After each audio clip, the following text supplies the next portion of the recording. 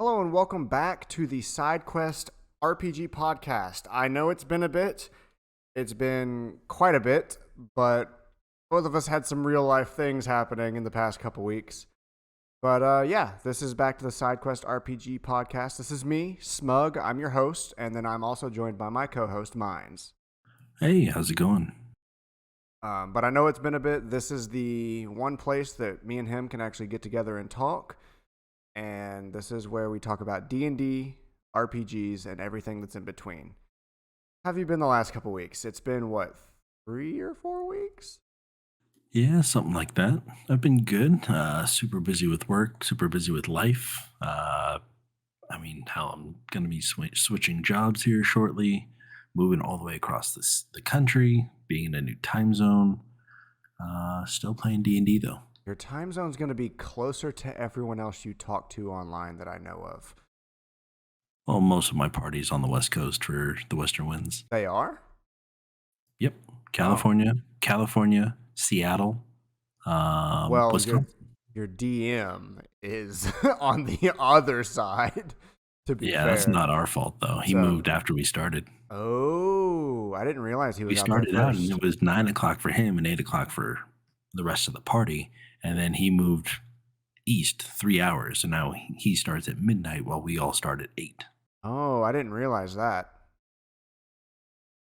Well, at least you're closer to him now. That is true. But I know it's been a bit, but I think it's probably a good idea for us to just get right into it compared to how we normally go. So, with that, you had a topic you wanted to cover for a while now. And by a while, I mean about a month, because that's about how long it's been. But yes, it has. Well, and the basically the topic I wanted to cover is we kind of did the Elden Ring topic for you, and that was a fantastic episode because it allowed me to kind of get more information about the game itself. I still haven't played it. mm-hmm. Actually, I take that back. When I was visiting North Carolina, a friend of mine allowed me to play for a good 20 minutes to a half hour or so. Yeah. And it's been such a long time since I played Dark Souls that it took a while to kind of get back into the feel of the controls, but it was a lot of fun. Oh, yeah, it's indeed. However, I did enjoy, getting back to that kind of core gameplay that I really enjoyed with Elden Ring or with Dark Souls 1 originally. But so we kind of did that, and this week I really wanted to ask you a couple questions about my world building, specifically since, the Western Winds is going to come to a conclusion here sometime in the next 6 to 8 months, I would imagine. Oh, geez. I think we're level 14, or we're going to hit level 14 shortly. Oh. And we're getting up there in the levels, and, there's only a few kind of big bosses left. I mean, unless Will can introduce a new kind of guy to create an arc for, this is going to be a very streamlined conclusion to the campaign, I would imagine. But we have the topic that I wanted to kind of discuss is encounters and boss fights. Since I am building my own world, I'm building my own kind of bosses and BBEGs and trying to figure out lair actions and legendary resistances and all these different things that are going on. My first inkling of trying to set up party encounters, aside from encountering the NPCs for the role-playing aspect, is trying to set up just regular encounters on the road, or trying to set up mini boss fights, or dungeon crawls. Okay. And I've read a lot about having the CR rating, which the first thing you learn about CR, if you listen to any sort of D&D videos or podcasts and anything else, is CR is meant to be used as a guideline. You don't use the by the book for the rating itself, because if you do it by the book, you're not going to have a good time. Either Not at all. the creatures are going to be super overpowered, or it's going to be so trivial. It's like, okay, well, why did we even do this if you're just going to kill everybody in the group, Yeah. or you're going to kill all the enemies? So what I wanted to ask you is, can you explain to me what CR is and why it's a guideline as opposed to step by step? Like, what are the pros to using it, and why is it bad to use it as it is? Like, is there Okay. any sort of redeeming value aside from using it as a starting point? Um, in my honest opinion, no, there's really no reason to use it past it being a starting point because CR stands for challenge rating, and it's supposed to be a generalized rating of how hard an encounter is if that monster's there. You add multiple monsters of the same challenge rating, and that increases the challenge. But we both know that if you add 1,000 CR1 creatures against a party that's level 10, that should equal out to it being the same difficulty. But we both know CR1 monsters are going to get one shot by every fireball that team casts. They're in no danger, you know. But it works the other way too. You can very easily overdo it with CR, even though it's supposed to be correct. It's supposed to be a challenge and supposed to be even, but it's not. So I don't like using CR as the rules to go by. However, I will say from what I use it and how I use it in my own games, it is a very, very great starting point. So, what I like to do is when I use CR, I look at the level of my party, and if you have 4 characters that are all the same level, that same level is the CR rating that they can handle as like a medium difficulty encounter if that creature's by itself. But that's not always the case because of the way action economy works. Okay. So do you have, how would you change the CR, or if you were trying to schedule a party of 4, right? Okay. And they're level 5, Okay. and they're going into a dungeon that has skeletons and ghouls and just undead in general. How would you go about creating an enemy encounter? Creating Like a regular or like the end of the dungeon fight? just a regular encounter to start, and then I'm going to ask you about boss fights a little bit later on. Regular encounter, I would generally look for CR if they're level 5. I'm going to find some creatures that are under CR5 because CR5 is supposed to be quote unquote a boss fight at the end for a level 5 party if that boss is by itself. Not always the case, but I would go for like just find some CR2, CR3 monsters and then look at how much damage your party has done in the past and how much they can do in one round and just add like maybe 4 skeletons that are supposed to be challenge rating 3, but maybe give them a little bit harder to hit. Maybe they have a little higher AC, so they're a little harder to kill, kind of stuff. If your party loves to use the AoE spells, or they have a paladin in the party, or a cleric in the party, maybe you buff them a little bit more because they're going to be doing more damage to them so that even when they're doing more damage and they're feeling more accomplished than their other party counterparts that don't have radiant damage to do to the undead, maybe they can still feel rewarded for doing way more damage, but the other people can see that it's still tough. This is still a tough encounter in the fact that they're not dying in one hit like they used to. So just a couple levels lower. Feel free to change some HP, some AC values if you don't want to change the damage values. That's the big thing for me when I make like little encounters like that is I freely change health and AC and saving throws for the enemy, for the monsters. But I don't really like to change the damage numbers unless I know that they're not good. Makes sense. And how do you know if they're not good? Um, You should not be doing 6d6 on a single attack to a level 5 party. And Is there also, a certain number based on the average amount of hit points, or is it just based on the level? you really kind of have to. This is where it becomes a lot to intuition and learning as you do it more often. Is you kind of just have to guess what your party can do in one turn in terms of damage, and then look at how much the enemy on their turn would be doing back. So if 3 skeletons is not enough to pose a tiny baby threat to your party, give them 1 extra damage die. If they're rolling 1d6 plus their modifier on damage every time they hit someone, and your party has 60 health, or maybe your tank has 60 health at level 5, which is a bit high, but maybe he rolled really good.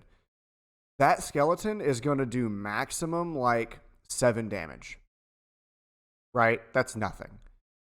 Make him do 15 on average. Give him 2d6 plus his modifier and make his modifier a little higher, so that he poses a threat to the people in the back, but he's not a huge threat to your tank, because he's not supposed to be. He's a little baby skeleton, right? But that's when you tweak the damage numbers, is when you're like, my level 8 party is not going to be threatened by a bat dealing 1d4 damage. This level 8 party is not going to be threatened, or this level 5 party is not going to be threatened by 1d4 every round from one monster. It's just not going to happen. That's the extreme of the example. I'm using a very extreme example. 1d4 is literally no damage, but that thought process still applies when someone has 58 health and you're doing 1d6 to them every round. Well, maybe make it 2d6, so it's still threatening if they aren't landing hits back. So all of my little encounters need to be threatening to the point that if the party's rolling bad, it's bad. But if the party's rolling good, they feel good. You know? Yeah, I mean, that makes sense. But I just try to watch out for the extremes. If an encounter is way too hard, it's bad. If an encounter is way too easy, it's sometimes bad. Yeah, I mean, obviously, every once in a while, you want to have, a couple of the super easy fights to kind of make your party feel good about something, potentially right before they hit a boss. I mean, there's a couple different things that I could think of, reasons to have easier fights. Or if you don't have a boss, maybe just make, 1 or 2 slightly harder than normal encounters. But just overall, trying to come up with an encounter. Okay, so there's a party of 4, they're level 3, and they're going in to fight goblins. How many goblins do I put in? And I was looking for those kind of things, like, don't pick one monster, try a couple different monsters, lower the CR rating a little bit based on what you were saying. Yeah. And not only do you kind of fudge the numbers for HP and damage and everything else, but you can also fudge rolls as well. Like if an enemy or a boss is, just completely chunking away at somebody and they're just rolling lights out, crit after crit after 19 after crit, you can fudge them and say, oh, no, maybe 13 hit? No, that's a miss. Kind of. You want to make the fight feel good. Right. If it's going to be intense and it's doing a lot of damage, there's a bigger sense of accomplishment when you finish it. But also at the same time, you don't want it to be so hard that it feels like you're slogging through this campaign. And any time that some sort of, encounter comes up and there's a fight, you don't want, your players to dread that moment, because they're going to try to avoid fights at every corner. But you also want it to be complicated enough and challenging enough that they're just going to go, oh yeah, I want to kill them. Oh, I see something over there, I want to kill them. And that kind of breeds murder hobo parties. It kind of does. There's something you just mentioned that made me think of it. That there's one thing you also have to watch out for CR rating specifically. So if you have, let's say, 6 of a monster, technically, with the rating of that CR monster, after you add 6 of them to to the balancer, and you have your 4 party members that are level 3. Well, 6 monsters, 4 party members. The CR ratings match up to where the point that, well, it should be a pretty normal encounter, right? What CR rating does not account for is something you'll see them on YouTube and other like blog posts about it, that action economy is a huge thing. 6 monsters doing a fairly small but noticeable bit of damage really adds up when the party only gets 4 hits per round, especially early levels. They only have 4 turns. They only get 4 actions per turn. The enemy's getting 6. All 6 of those ganged up on the main, like, one person, and you happen to roll good, that encounter very quickly flips on its head. So especially for early levels, and especially when you're learning how to just gut feel how an encounter is going to be, hard or easy, I would err on the side of not adding more monsters total than there are party members. Okay. What about, say, like a party of 5 level 5s, Okay. and you want to hit them with 13 CR 1/4 kind of monsters, like little swarm things that, they should be one shot, but they might have a 15 AC. Right. I would. Is that against, are you against doing something like that because there's just so many, even if they're doing lower damage? Yes. Well, Okay. to a point, I would, because of the low CR rating, and by level 5 they have a lot of AoE spells, I would err on the side of, oh, they've run into this monster before, the swarm of things before. They've run into them before. But this time they're better equipped to deal with it. And instead of making it just a really easy encounter or a really easy actual fight, I would actually err on the side of maybe making that a skill challenge, where they're blasting into a general health pool as they're running away from this huge swarm of stuff that they've killed before in small quantities. Unless you really wanted it to make it a fight, but I would take that stuff and make it more of a challenge rather than a battle, if that makes sense. I can see that. Because Okay. also there's just so many of those, 13 of them for the DM to have to track. That's a lot when you really start DMing, because you have to move each one, you have to roll for the hit on each one. So by then I make it a skill challenge, or just make it one big swarm, one big giant creature that just has a big health pool that they can feel is being ticked away. You really want to make it a fight? Fair enough. Okay. Well, then, what about moving on to a different type of, or different part of the encounter? Is, Yeah. say you have a party of 4 people, and they're fighting 4 people, about their same level, maybe a little bit under the challenge rating, and they're all kind of lined up, and somebody says, "Oh, we're in a corridor. I want to attack the guy in front of me, or in the front of the pack, because I can't get through them." And I want to try and hamstring him. I want to pit him. I want to use my bonus action or cunning action to disengage, and I want to run backwards because they're stuck in this tight hallway. They won't be able to get past him, and I want to slow down this enemy's movement speed. I want to club him in the knee, give him a Charlie horse, something like that. Oh, so like How aimed attacks? aimed attacks is the first point. What happens if that situation comes up? How would you personally handle that?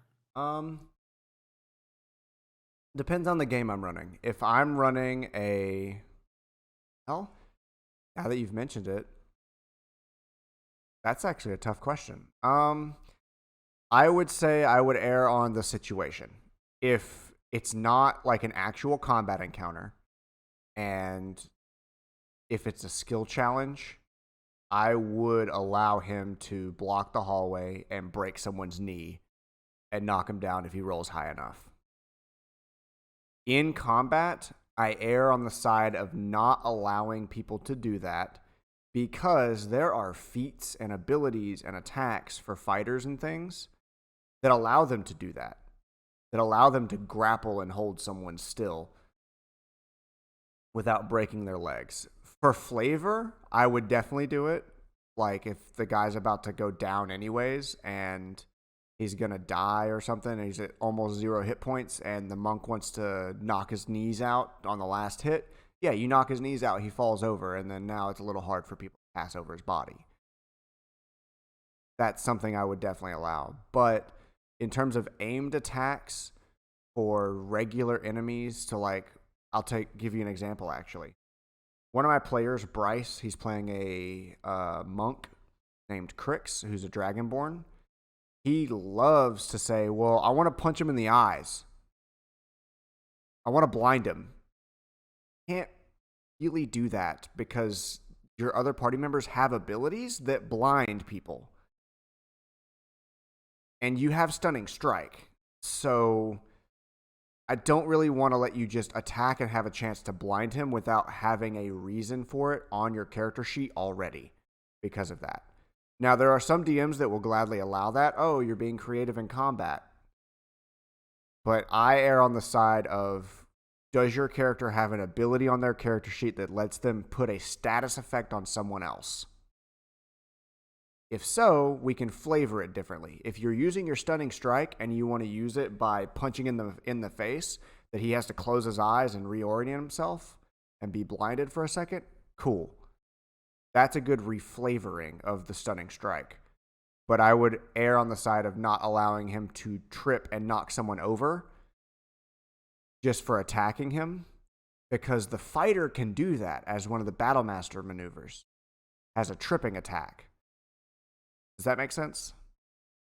Yes, it does. And yeah, I never really thought about it like that. My idea was, okay, well, if they want to do that, yeah, cool. It's flavor. It's the rule of cool. I like it. Maybe instead of their armor class of 15, it might be +7. So Right. you can't do it on all enemies. But if it's like a cheap little, swarm guy, and you say, oh yeah, I want to do such and such and do that. It's like, okay, cool. Add 7 to the AC. So now it's a DC 20. You have to Right. you have to crit him in order to do that. Mm. But yeah, hearing, oh yeah, well, battle masters have maneuvers and all these different abilities, like things like specifically blinding or knocking them prone or anything. I absolutely agree. Knocking people down because there's so many different things, people get advantage on them and this and that. It's my analogy, like my example was specifically something that doesn't provide a status effect. But even so, you are right, because there are things like there are slowing strikes. There's Eldritch Blast, pushing and pulling with the repelling blast and the what's the pull? The I know the one. invocation that Yeah, I know warlocks that you're have. talking about. But yeah, I mean, thinking about it more, there are so many different abilities and features and everything else that allow you to do that, that it makes sense to just not do it unless you're reflavoring an ability that they already have. Right. So, okay. There is two exceptions that I can think of. One is the sharpshooter feat. I would allow someone with a sharpshooter feat when they take the -5 to their attack roll, or -10. I don't remember which one it is. But you take the negative to your attack roll to do bonus damage. I would allow them to say, hey, I want to shoot him in the left eye, and flavor them shooting him in the left eye to do bonus damage, because that's what the sharpshooter feat allows, is for you to aim more directly at your target at the penalty of your attack roll being lower. So you really have to roll high to hit your target. So that is one. What's your but? Well, that is exactly what you said. You're just reflavoring something. You're explaining what the sharpshooter feat is doing. It's doing extra damage. But if you shoot somebody in the eye, they're going to be blind. Right. But At least in that one eye, they're going to miss their depth perception. If that's not adding any sort of thing extra on top of the extra damage, that's kind of where I'm going with this is, would you allow somebody, for the rule of cool, allowing them to do something like that? Saying, okay, yes, they're blind for, the next 2 turns, not the next round, but the next 2 people Definitely, in line. definitely if he crits. Okay. If someone crits and they say, I shot at his eye, I would be totally down with randomly saying, well, now he's blinded for the next turn. But to that point, I wouldn't make it an every time thing. It would be a, oh, wow, you crit and you used your sharpshooter feat and you told me beforehand you wanted to hit him in the eye. Yeah, he's blind for the next turn. Cool. Love it. Okay, so it's like a critical boon that's It would granted have on to very be. rare occasions. Okay. Yeah, it would not be. I'm using my sharpshooter feat. I want to hit him in the eye, and I crit, and it's just some random dude. It would be you crit the boss on like a really cool moment, and there was like a lot of setup for it, and it's really good payoff for the player. That's not just, oh, he's blind. It's a, you did everything right, and the dice were in your favor.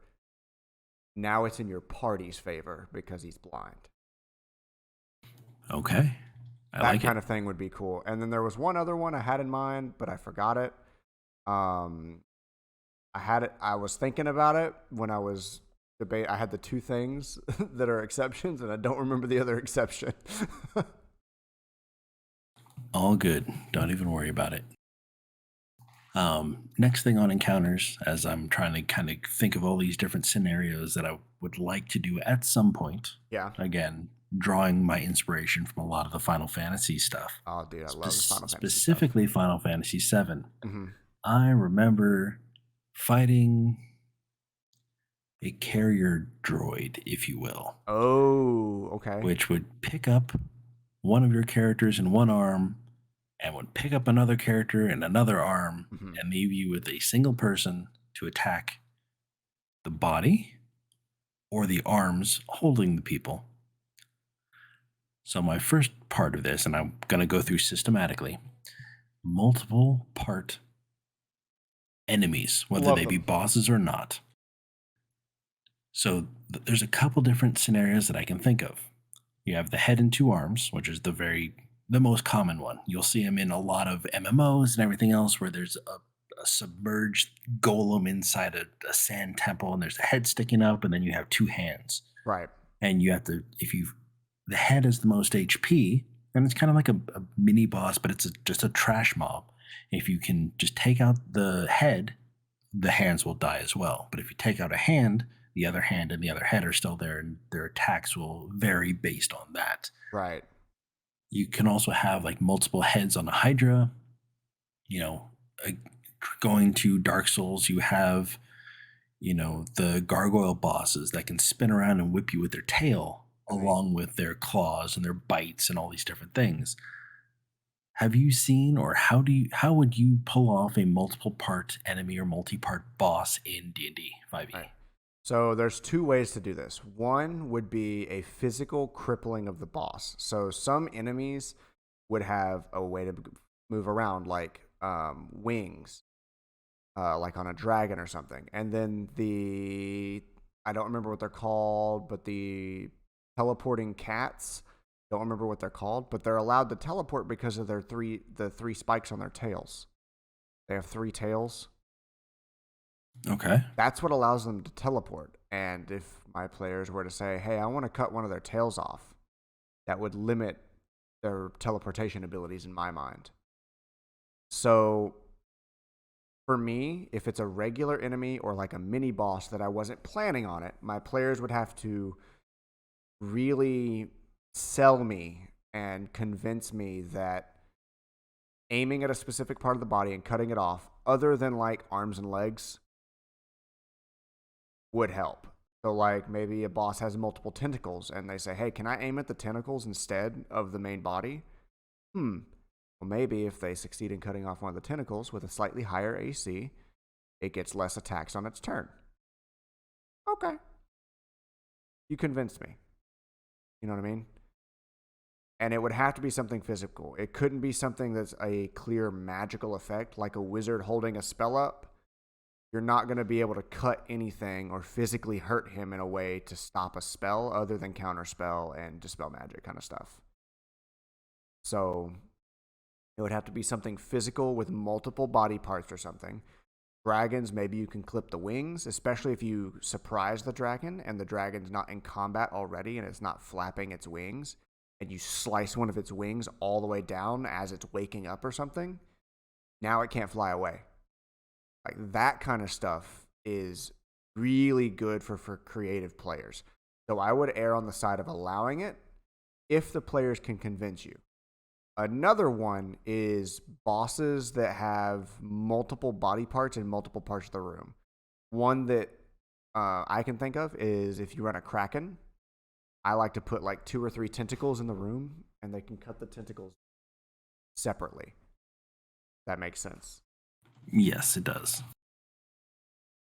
So Okay. that's how I would look at it, as multiple body parts is players can convince you, or the boss was designed that way to begin with, and they're supposed to target multiple body parts. Yes, and say for example, the Kraken is a great example, but say you have like this, this robot. They're fighting a worm forged, or they're fighting a dragon, or something like that. Or they're fighting an elemental. Is there a way to hint to the party that there are multiple places that they can attack?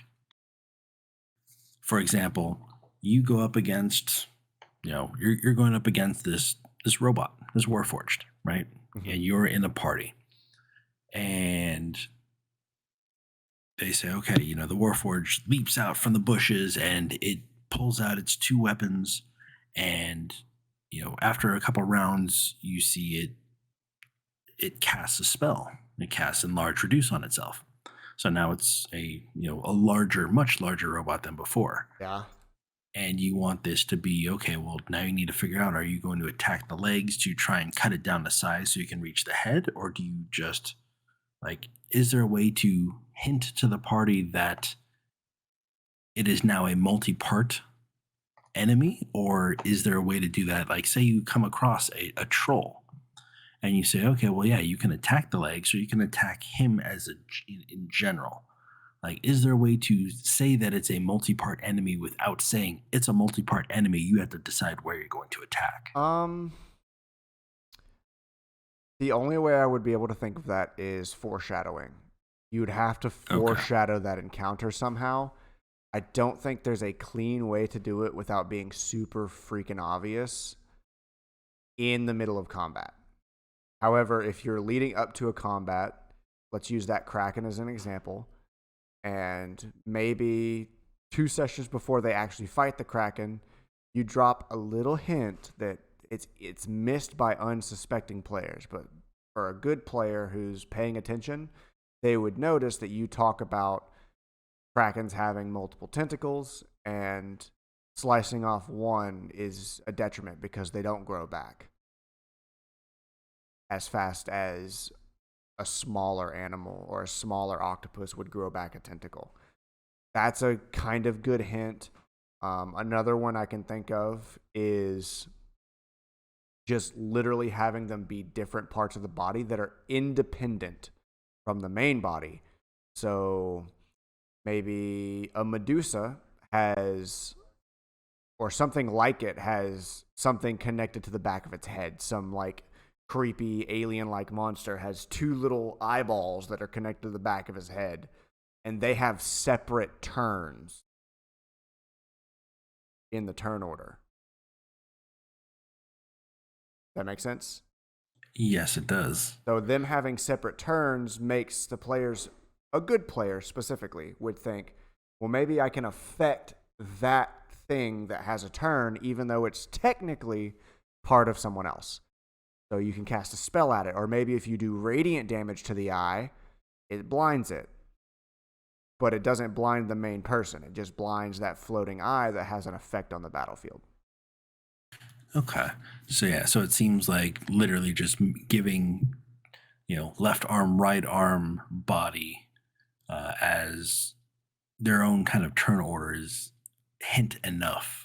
And being able to have them act on their own thing, as opposed to saying, yeah, it's going to use this legendary action to do this, blah, blah, blah. Right. Okay. It could be. I'm not saying every player would pick up on it, but you can easily hide that Easter egg and just not use it. And if a player does pick up on it, kudos to them. Maybe give them an inspiration die at the end of the game. Who knows? Yeah, fair enough. I like that idea quite a bit, actually.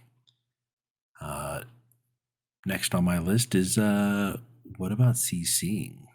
In Western Winds a couple sessions ago, we fought a blood elemental, Okay. which waddled is not the right word, but it kind of maneuvered itself, and it's a giant It wiggled. body of blood, right? It wiggled its way over. It didn't wiggle. It folded. Yeah. But no, it literally grabbed our barbarian, shoved it inside its body, Okay. which restrains him. Mm-hmm.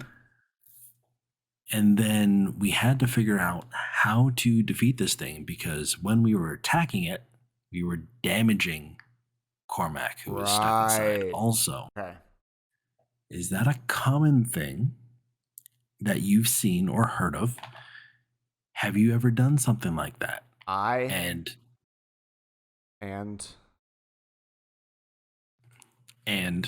if you have, or even if you haven't, how would you go about something like that? How would you determine whether or not attacking the creature itself would damage or harm the person that's CC'd inside of them? Okay. So, yes, I have done something similar. I have used 3 different creatures in our current campaign that can swallow, that have a swallow ability that takes a creature, it hits.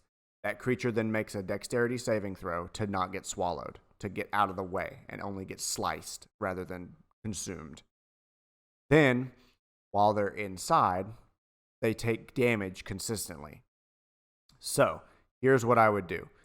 The creatures I used were big and beefy, so they had a lot of flesh to cut through. Those creatures, when you hit them from the outside, whatever's on the inside doesn't take damage. But I would add a damage per round effect to the swallow, if that makes sense. So the person inside is still threatened by being inside the creature. If there is no damage per round effect happening, and the creature would be small enough, I'd assume, where someone hitting with a hammer from the outside, you'd be able to feel it inside. So don't give it a damage per round effect and make it take damage from when the allies hit the creature. Does that make sense? That was a really long, drawn-out explanation for it. It does, but say it again in one sentence just to be clear for the audience. When a creature has a swallow effect, you want it to be threatening to the person that it swallowed. So either allow it to have damage every round, but your allies not hurt you while you're in there, or no damage every round, but let your allies hurt you while they're trying to get you free and kill the monster. Yeah, so either way, there is the threaten or the danger of being danger of staying inside. So you either are using abilities inside. Either way, there is damage that's going to be taken either from the creature itself or from your party. That's not the case, then do that. Okay, I like that. Yeah. So one good example is when they get swallowed and they're taking damage per round, they have 2 options. They're grappled and restrained, so their movement is 0, and they have disadvantage on attacks. Maybe they have an ability that could teleport them out. Misty Step. Great. That works. Or they stay in and try to punch their way out. Or they try to make the saving throw again to get out. So they are threatened to not attack and try to get their way out. If they're not taking damage, what's stopping them from just disadvantage attacking from the inside every round? To no problem. So they need they need to be threatened while in there. And I learned this the hard way on the first time I did a swallow mechanic. It was, I don't even remember what kind of beast it was, but I swallowed someone and he just sat in there attacking from the inside. The next time I overdid it and the swallow damage almost killed someone in 1 turn. Remember when I talked about Wow. remember when I talked about CR rating being funky? That CR rating was low for what the party was supposed to be because it was supposed to be just random encounter. That's one of the problems CR rating can have. And then um and then the last time I did it, which was the most recent, which was literally last session, I think it was really good. Someone got swallowed. There was a mechanic that if they did enough damage to the creature, it has to make a saving throw to not puke, basically, what he's holding in his mouth. And he failed the saving throw. He got out real easy. There were a bunch of other stuff going on, but you got to be really careful with swallow mechanics because they can very quickly get overtuned. I've already experienced that. And then they can also be completely useless.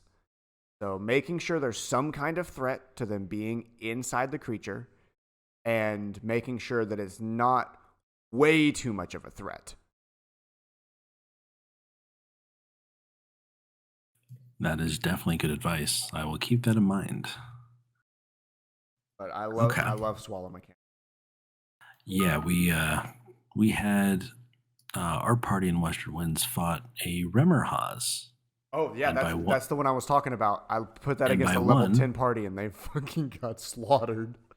And by one, I mean two Oh, simultaneously, no. Oh, no. with 2 of our 5 people doing exclusively fire damage. No. And for those that don't know, Remmerhauses are fire immune, ice immune centipedes that can swallow things. One Remmerhaus swallowed our paladin, Kythar, and it swallowed our warlock, Varys, who also happened to be our only healer. So now we had one person that was doing non-fire damage and 2 people that were doing pure fire damage, trying to defeat 2 Remmerhaus at the same time.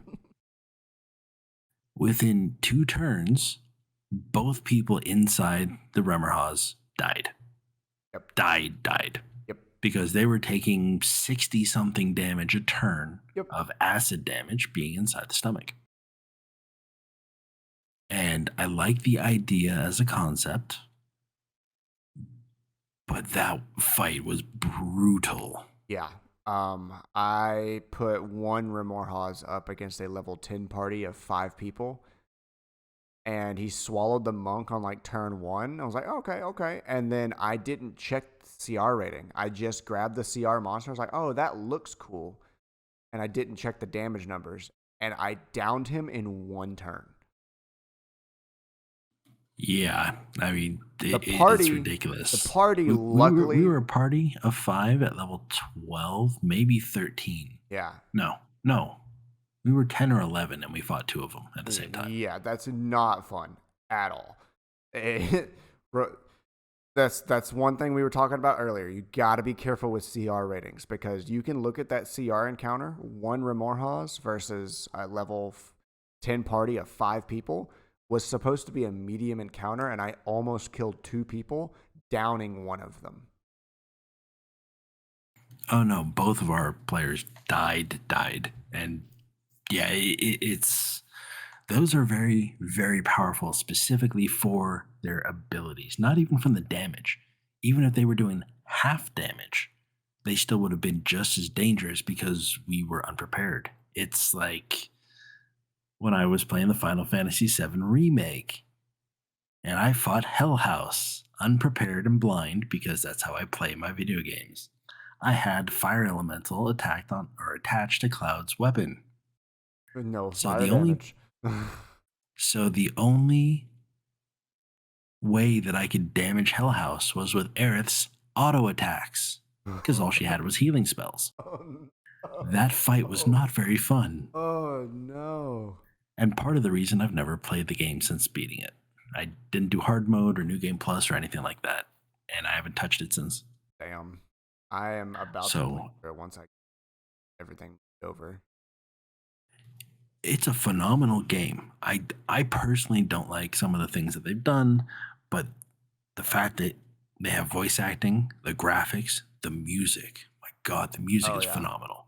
Yeah. But we're getting offhand. You will enjoy it. I'm sure you will. You might not like the story changes. A lot of people I do. A would lot of not. people don't. But yes, back to D&D encounters. Yes. So we've talked about weak points and targeting specific parts of the enemy.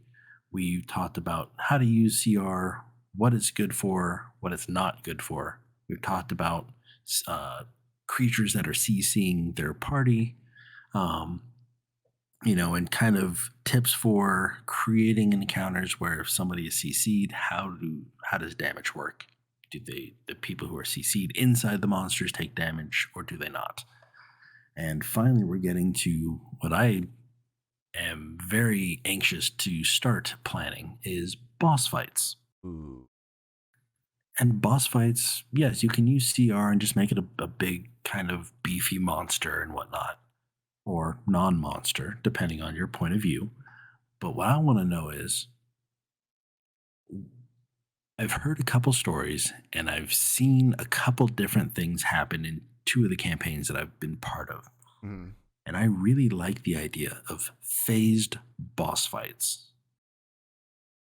When you're playing MMOs and you start to defeat this boss, and you wipe 6 or 7 times, and you're finally getting that life bar down, and you get it down to 5% to 1%. You even get it down all the way, and the big enemy falls, down to a knee, grasping his chest, and it's like, oh yeah, we did it, we did it, we did it, and then he stands up. Yep. And the life bar goes back to full, and now they're even more powerful, and you haven't had a chance to use potions, you haven't had a chance to heal. It just immediately happens, and now you're stuck. All you've blown all your cooldowns, and you're waiting for your abilities to come back up, and it's like, well, what the hell do we do now? Phased boss fights, I mean, they work just as exactly as you would expect them to. You beat a boss, or you get a boss to a certain point, and then the fight kind of evolves. Something happens, whether it be, um, the boss goes off to a corner of the room and surrounds himself in a bubble and sends out a bunch of enemies to swarm you, or you knock him down and he falls into a pool or a vat of poison or acid or fire, and then all of a sudden a hand reaches up and now it comes up and now it's this lava monster kind of thing that refuses to die, and it's got different abilities and all these different things. Phased boss fights in Dungeons and Dragons. Do you like them? Do you dislike them? And why? I like them in very specific circumstances. They Go are on. great for end of arc bosses and end of campaign bosses. I do not care for them to be regular because combat in D&D is already slow, already drawn out. There's a lot of things you can do to speed up combat. There's a lot of things you can do to slow it down. If the boss is not properly foreshadowed and there's not a huge payoff for the actual victory, having the second phase just extends the boss fight for no reason. So it is a great end of arc boss, like maybe they've been hunting down this crime syndicate and they've spent 15 sessions doing this. They've fought too many bosses on the way here. This is the last one, but it's not the end of the campaign. That's okay for a second phase or for a phased boss fight. I don't think it's cool to, this is our first dungeon of the area. We're going to walk in. We're going to do a couple fights, solve a couple puzzles, and at the very end, there's a 2.5 phase boss fight that takes like 3.5 hours to play. Yeah, I mean, I definitely would agree with that. It's a phased boss fight should be kind of, I don't know. I like to be surprised in my games. And if every boss fight or at the end of every dungeon crawl or something, there's a phased boss fight, it's like, okay, yeah, we got to save our cooldowns and wait for the final And then phase. you're overly surprised. You're expecting it. The best is when you're not expecting it. And there's something else I like to do. I like to have conditioned second phases. Okay. So I have an example for this. So my players, while they were in Aquila in our Friday night game, there was a priestess that they had gone on a quest for, and they had gone on that quest and learned something about her that they didn't know previously, that she has half of the soul of a dragon trapped inside her body. This allows her to reincarnate herself every time she dies. So, before they turned in their quest and made it back, they were talking to the other half of this dragon's soul. And he was telling them that if they are successful in killing her with the weapon that his soul is bound to, he'd be whole again, at least in soul form. He wouldn't have a body, but he'd be himself. So they were either given the option to help her and just turn in the quest, say they got it, and hand her the dagger and be on their way, or kill her and trap the dragon soul in the dagger as one full soul. So, when they got back, they learned that she was kind of crooked in her ways and decided to kill her because they also kind of threatened her a little bit and she kind of got aggressive against them. But regardless, the fight ensues and they get to the end of the fight. They get through all the minions and they have a summon earth elemental on the battlefield, and it deals the final blow to her, crushing her into the ground. But that earth elemental didn't kill her with the dagger. So the soul didn't get trapped.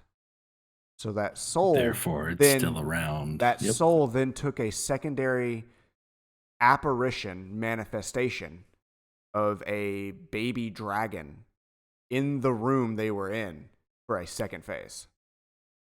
But if they had stabbed her with the knife before she died and killed her with and been non-lethal and then slit her throat with the dagger, no second phase. Because that would have clipped the soul that was tethered to that. Right. And I like it. They had just enough foreshadowing that one player was expecting something to happen when the dagger didn't get used. Two players, actually. The one who was carrying the dagger, the sorcerer, and Percival, Tiger, my wizard. He was like really leaning into, we should have killed her with the dagger. But I'm the one controlling the earth elemental. I'm sorry. I'm sorry. I started the second phase. I like that idea of the conditional ones because it also gives your party an incentive to try and figure out, try and make sure that they haven't missed anything or to gather information about the bosses so they can have a much easier time fighting the boss. Right. And that's really good. It has to have some kind of foreshadowing, no matter how small, because a really good player will pick up on it. But you have to be a little forefront in your explanations.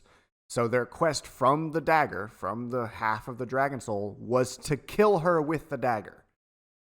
Their job was to end her life with the dagger. And when they didn't do that, the second phase started. So they had a reason to do it the correct way, to do that quest that way.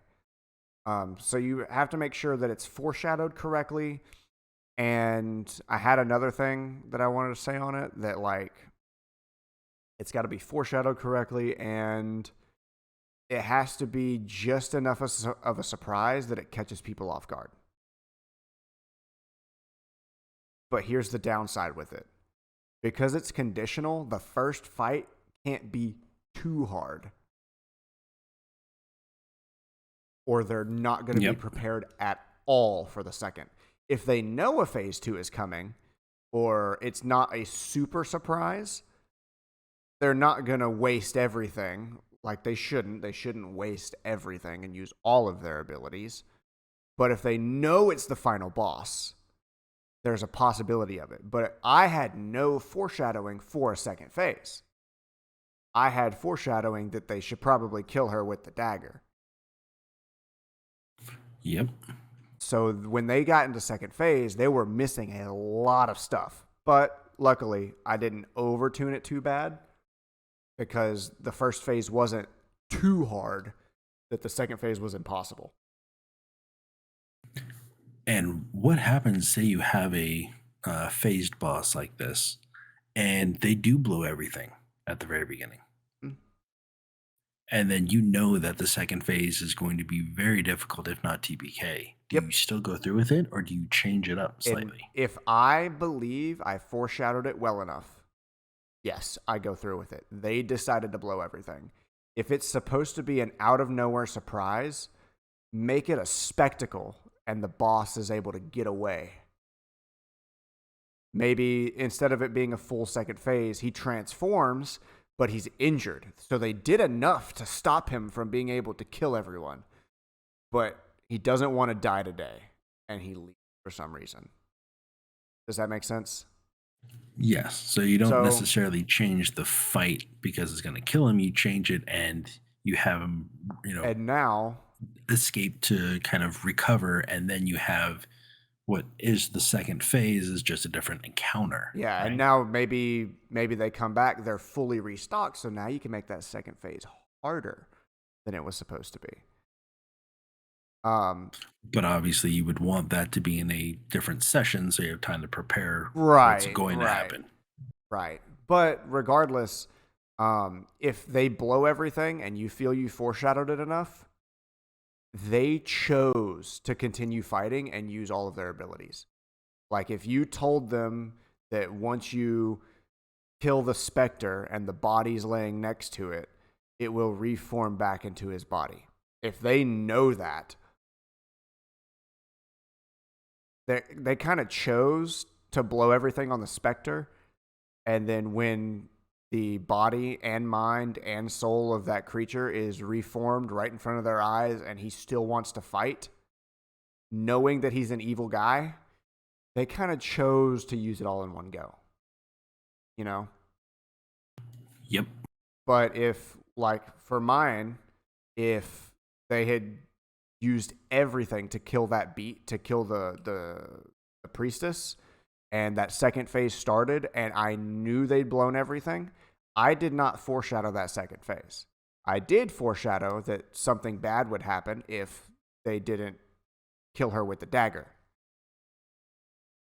And if they had used everything, I would have probably made the dragon go berserk and run away in panic.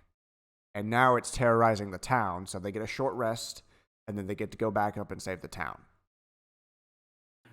Okay.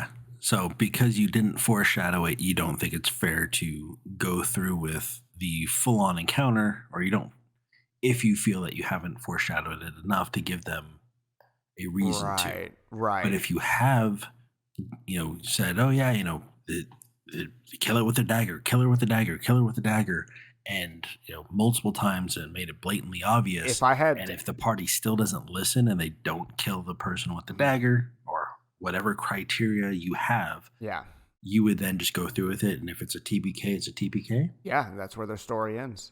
I hate to do that because it's really hard to kill characters, but I also know that my party has enough brain to save an escape spell. At least Percy does. My wizard, he always has Dimension Door ready to just leave and dip as soon as he gets the chance.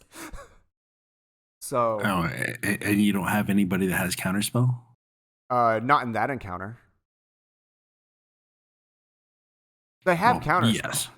They have counterspell as a party, but in that encounter, no one had counterspell. I'm saying you don't have bosses or enemies that have counterspell, and they're just like, oh yeah, I got the one spell. It's Dimension Counterspell. Oh, I will. They haven't needed to use it when there's been wizards or mages present. Gotcha. Okay. My party's actually fairly good with dealing with mages. Like they know to target the mage first and ignore the barbarian in their face. So. Well, yeah, you have them trained well. Well, we all play strategy games and stuff. So, but back to the bosses and the multi phases. I err on the side of going through with the second phase. If it's a surprise and you, as a DM, you should be able to mentally somewhat keep track of what your party has. And if you're playing in person, you can read their faces, how stressed they look. And if you're not playing in person, you can look at all their character sheets, see how much health points they have left and their spell slots. Yep. Just err on the side of doing the boss fight as it was supposed to be, because that's the challenge, was the boss fight. But if it's a second phase and it was not foreshadowed and they don't know and they've used everything, either end it there or make that boss a recurring boss. Something that can happen again, and it gives them a reason to want to fight again. But it's a lot of what we've been talking about with encounters and bosses is really up in the air.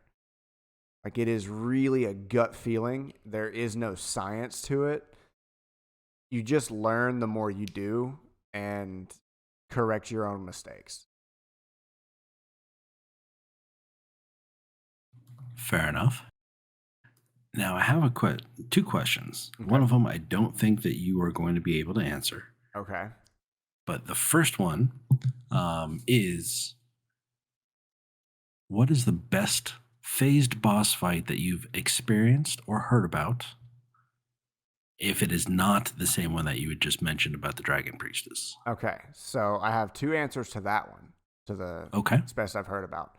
The best one I've experienced and been in myself was the one I just talked about. That is the best one I've run as a DM. It was foreshadowed enough that two players were kind of expecting it, but didn't know exactly what it was going to be. And it was difficult enough that the party felt stressed to the point where they were going to escape. So their idea was, we're pretty low. We're going to run. Your Earth Elemental can fight the dragon. A little kaiju fight happening in the middle of the middle of the room. That's what it turned into. And it was a really cool moment for the party, and it was a second phase that they had been thinking about but didn't know it was going to happen or not. So it was really well done on my end and my players' end. But my favorite boss fight, specifically D&D, or are we doing video games too that are multi-phased? I would think D&D.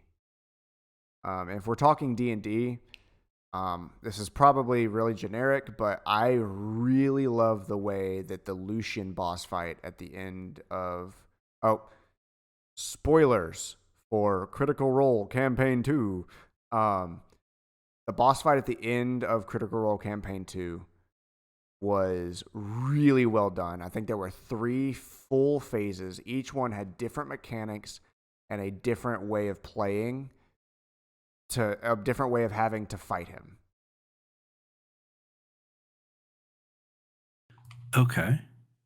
And yeah, without going into too many spoilers, what was, like, were the mechanics, obviously they were unique to that phase. Right. But was there anything that was just ingenious, that, from your opinion?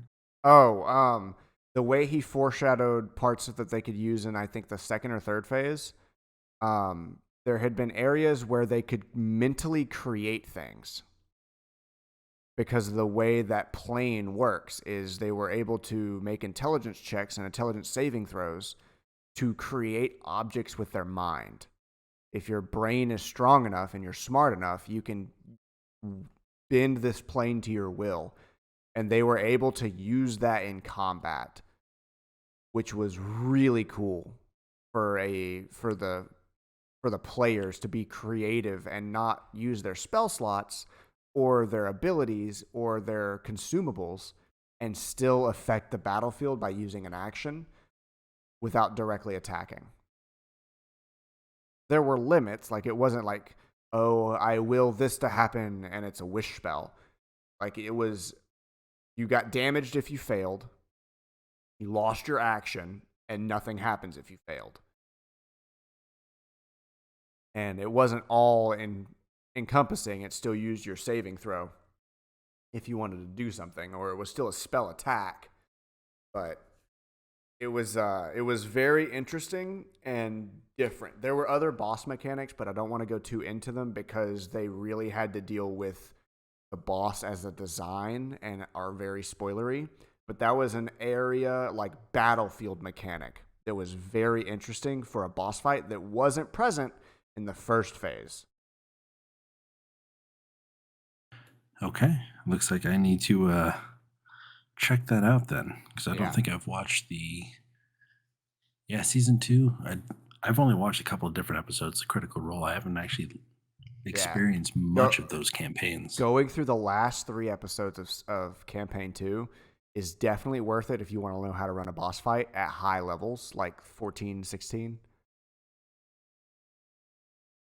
Okay. So, because Matt's just a really good DM, and the way he runs boss fights and encounters like that is really well done. Even on a mechanical standpoint, like they're really interesting and different. But yeah, and then the second question was what? Second question is, are there any sort of ideas you have for a phased boss fight that you haven't used? Like Hmm. what ideas that you something that you would use in one of your campaigns? So there was one that I missed, and my players didn't interact with it. That was going to be a boss fight.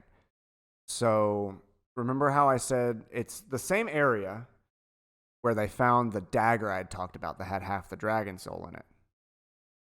Well, that dragon's body was still down there and had become like a zombie. They thought it was a specter from a distance, so they just avoided it. But no, that was actually its real living, well, undead dragon body swimming through the ocean around the sunken city. And if they had interacted with it, it would have been a multi-phase boss fight with underwater mechanics. And the way I run magic in my game is spells have effects on them based on the elements, if it's elements, or based on things around them. So fire spells in the water do half damage. Lightning spells have double the range, kind of stuff. So Interesting. if you cast like a ball lightning, just say if a lightning spell has a 10-foot circle, it's actually a 20-foot circle area of effect. Okay. So I'm intrigued. so I really wanted to do an underwater encounter because movement's different underwater. The way I run magic underwater was different. And I think it would have been cool to have underwater effects that you can only really get underwater. Like maybe there's a hot flash of bubbles, so you start floating. So people are floating. So maybe it's light movement this turn, you get double movement, but so does the creature. Um, Maybe the water gets frigid at one point, so you get negatives to your dexterity saves. I love like layer actions and environmental effects and stuff in boss fights to make it multi-phased. And if they killed the dragon, there was gonna be a second phase that I don't want to spoil in case they want to go back there. But there was gonna be a second phase to it that would have been way out of left field.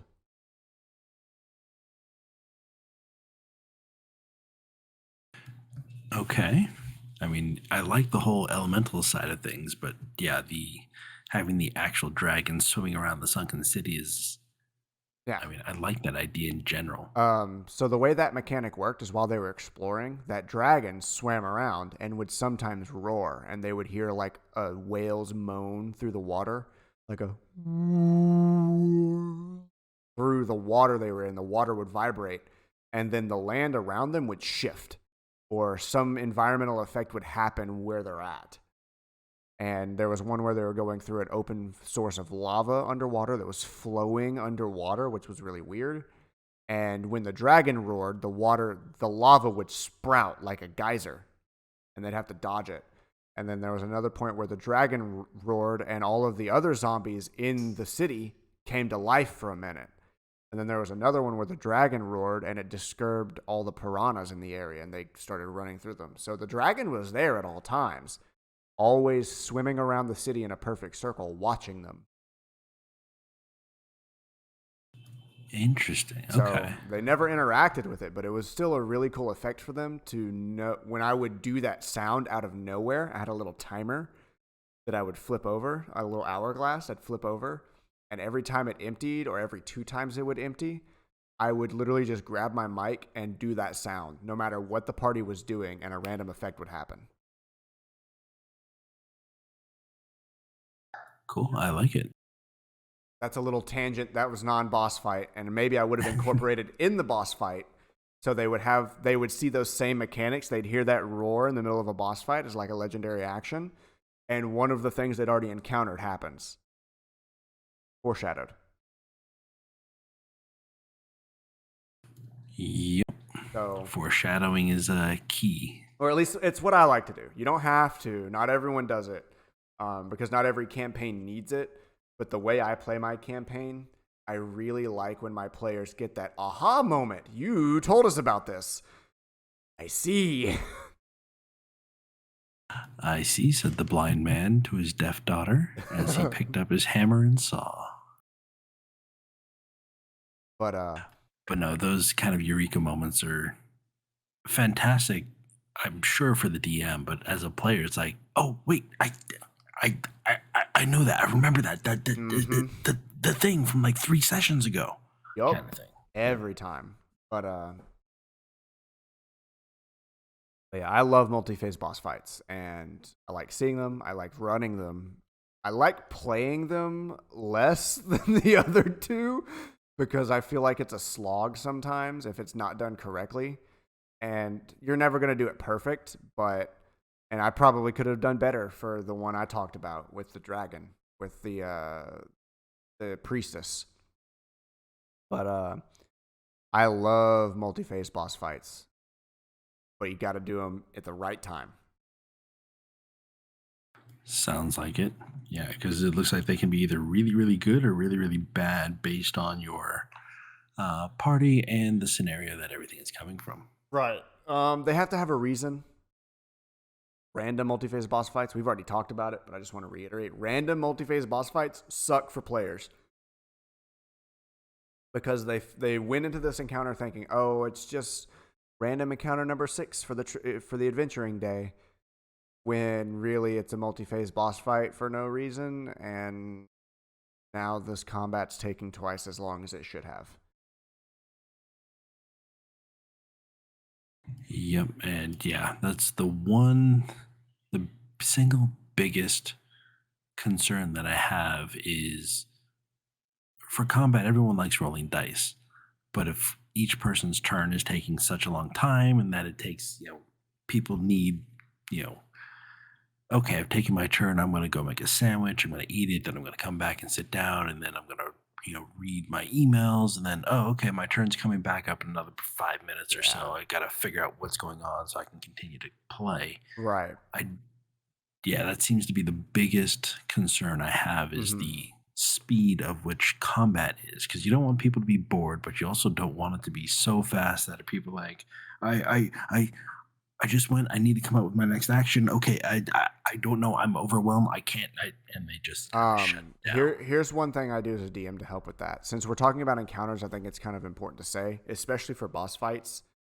When you're running encounters, it's a really good idea to, as initiative is running down, keep track of what's going on in your own head as a DM.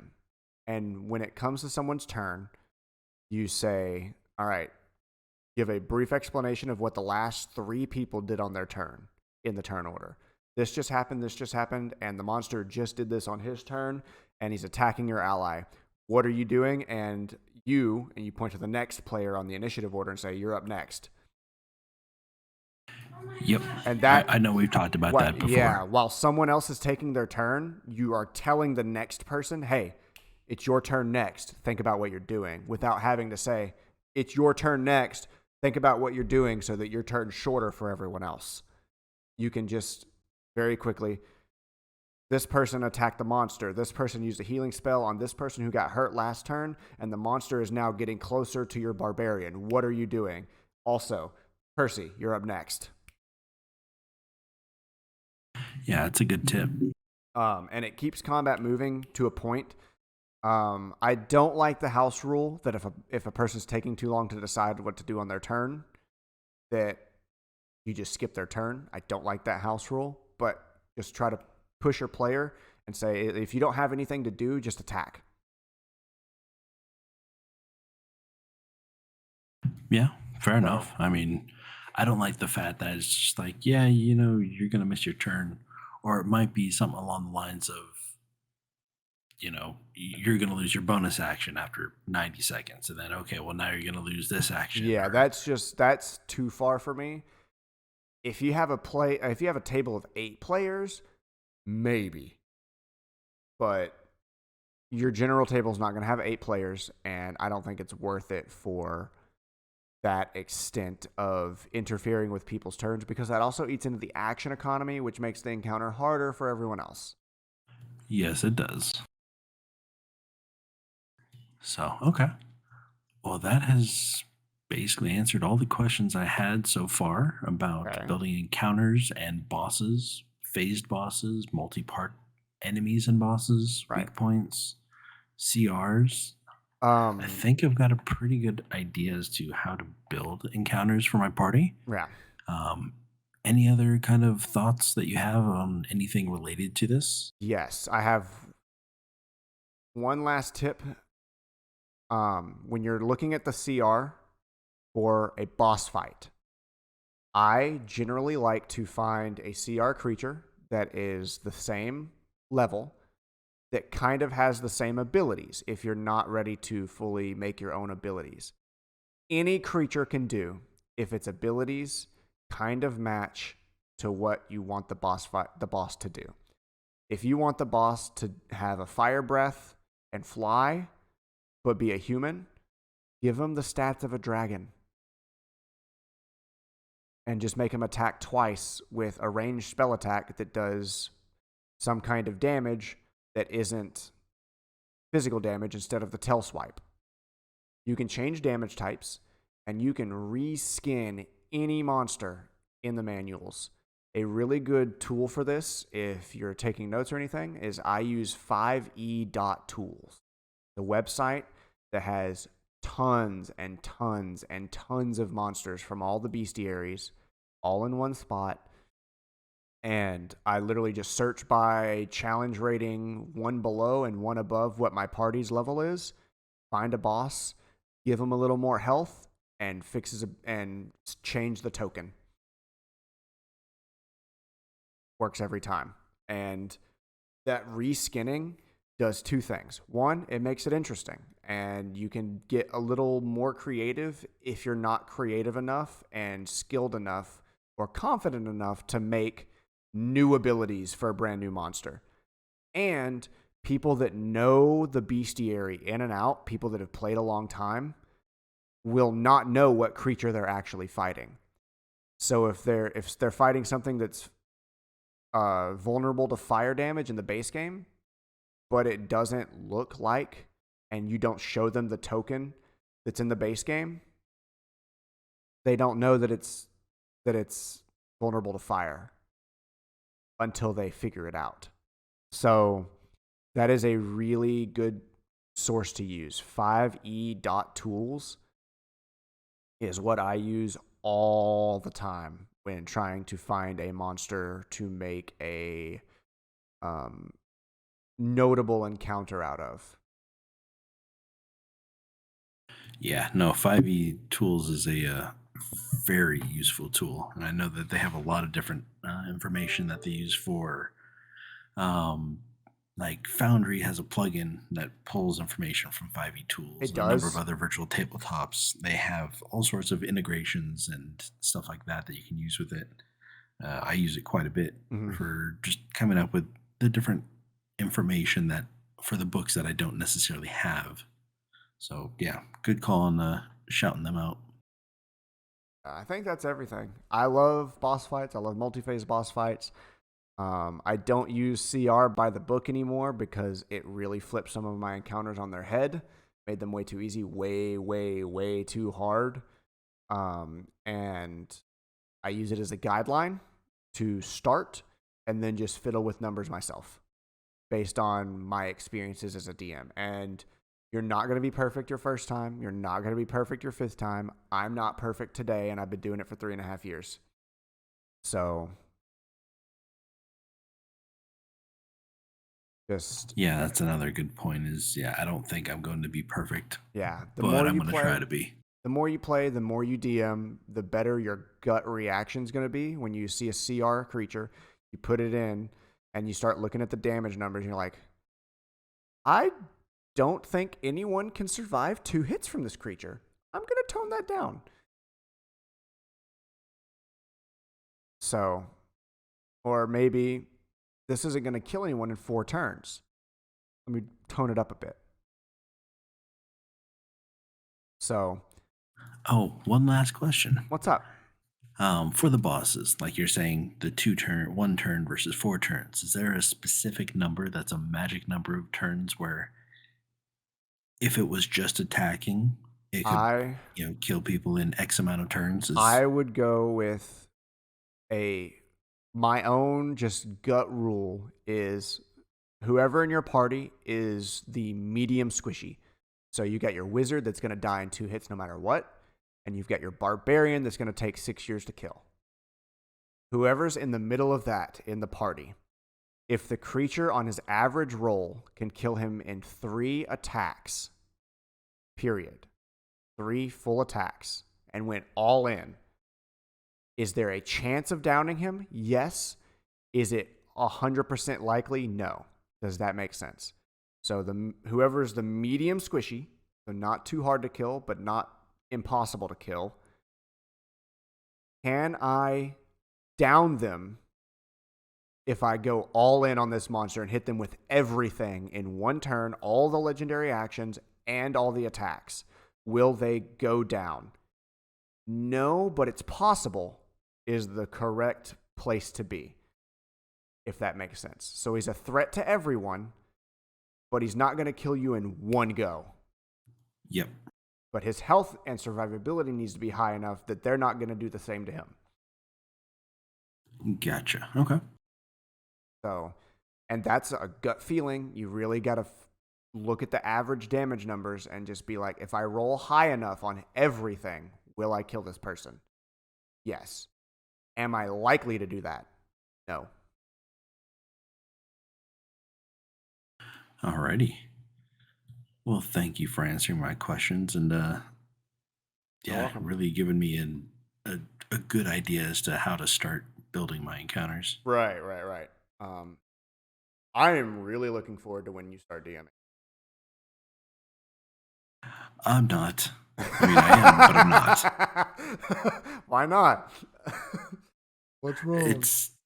I like to over prepare, and I know that even over preparing, I'm not going to be prepared enough. I did the same thing. It took me about 2-3 months of like games every week. So that's like what, 8 to 16 or 8 to 12 games to finally say, you know what? I'm writing 7 notes and I'm just going to go in the session blind. And it's worked since then. And then somehow my loose plot points that I make up on the fly and the ones I think about throughout the week are strung together. And it's been 3 years. So, hey, I mean, if that's what it takes, that's what it takes. Yeah, if you have a good starting point, just you gotta roll with it. You're gonna over prepare for a good bit, but once you get the hang of it, you'll learn how to prepare on the fly. And maybe you do want to over prepare for the boss fight, but you don't need to over prepare 4 sessions before the boss fight. Oh no, I'm planning a number of different things that are going to happen already. I still haven't even finished the storyline. Right, and I never even did the story. I just made the world and said, you know what? I'll figure it out later. Yep. And I mean, if you can do that, more power to you. That's awesome. Yeah. But I'm really looking forward to when you start DMing, whether you are or not. And I'm really been having fun with our current campaign. It's going to be on a little bit of a somewhat hiatus. Not really. It's been on a hiatus because I've been out of town and we've only played 1 game in the past 3 weeks. But I've started another game with one of my players as the DM that is not going to be streamed, that we're going to interchange with my game. Because with summer coming in and people moving and we've been busy, his game is going to be drop in, drop out, and my game is going to be when everyone's there, we're playing my game kind of thing. So Oh, that makes it nice and easy. yeah, If you have somebody missing, then you have a secondary game to kind of pick so up. other than Bryce, our monk, who's gone for a while, if one of the main party members is missing for one random day, we play his game. If everyone's there, minus Bryce because he's on the boat in the Navy, we're playing my game. So it's a good in between. But yeah, I'm really looking forward to the end of Western Winds. I haven't completely caught up. I know bits and pieces that you tell me, and I have my own game on Fridays, so I don't end up watching sometimes. So Oh yeah, no, it's all good. I mean, I try and watch yours, but I'm making dinner and trying to get everything going and for your trying to game, set up. Yes, for yours, for my game. Yes, yeah, exactly. But regardless, it's nice to be back. Hopefully every Thursday we'll be here like we're supposed to be. I do know on the 23rd I will be out of town. I'm gonna be flying out to Oklahoma for 2 days, and then I should be back from then on, unless something else comes up. But every Thursday, be looking for us in the afternoon around 8 o'clock is when this should get uploaded to Spotify every week. Yep, as well as our YouTube channels too, I think, right? Right. I did not upload the last couple because I've been slammed. So I would literally render out the audio and then go do something and then be tired because I did everything throughout the day and then not upload it on Friday because I do all of my housework on Friday. All of it. Oh, Because geez, yeah. it's the only 2 days I have off is Thursday, Friday. I spend Thursday doing all of my prep work, doing the podcast, editing it out. And then Friday I do all my housework and then play D&D and then go to bed. So it is for sure on Spotify, and I do have all of the VODs still. I plan to put them on YouTube as soon as I get time to make sure they work on YouTube and don't get copyright claimed. They shouldn't because nothing else has. But once I've got them all edited out and fixed correctly, I have them on the cloud for us and I have all that stuff. But be looking for them on YouTube starting very soon. And then every week on Thursday on Spotify at SideQuestRPG Podcast. I have a link in the description if this is on YouTube and anywhere else we post this. All right. Yep. Sounds good. Well, thank you everyone for tuning in. We will hopefully again see you next week. Thank you, Smug, for hosting. And yeah, I will see you soon. All right. Been a pleasure. See you later, guys. All right. Talk to you later.